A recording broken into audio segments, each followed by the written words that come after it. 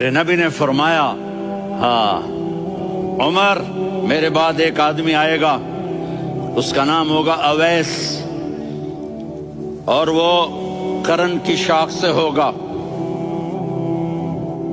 हो गया टाइम? उससे दुआ कराना, अली आप भी, उमर आप भी। या रसूल अल्लाह, किस लिए?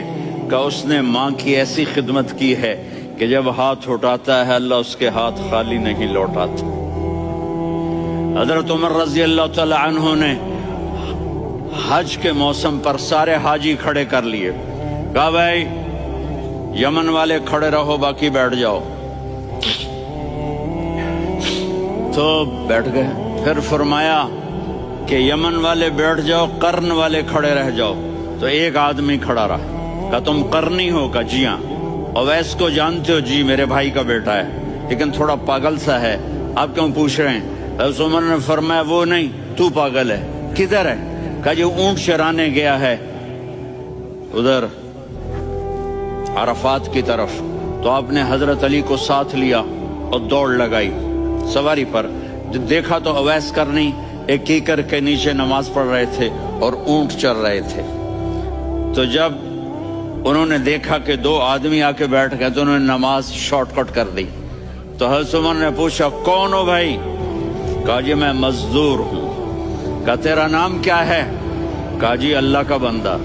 कह रहे भाई तेरी माँ ने तेरा नाम क्या रखा है? उसने तो ना हजरत उमर को देखा था ना अली को। वो कहने लगा भाई तुम कौन लोग हो मेरा इंटरव्यू करने वाले? ये तो मैं अपनी जुबान में कह रहा हूँ।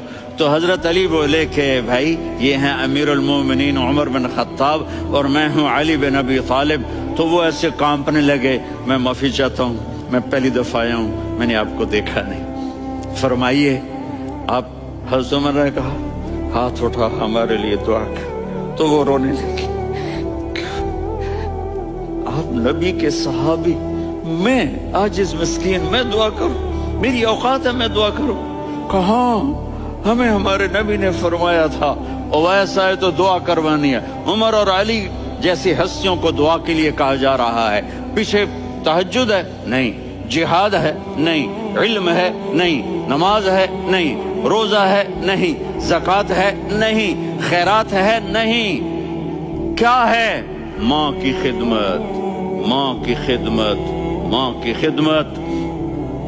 मेरे नबी ने फरमाया लोग जन्नत में चलेंगे, अवैस चलेगा। जब गेट पर पहुंचेगा तो अल्लाह कहेंगे अवैस को पीछे हटा दो, बाकी अंदर चले जाओ। तो अवैस करने डर जाएंगे कि या अल्लाह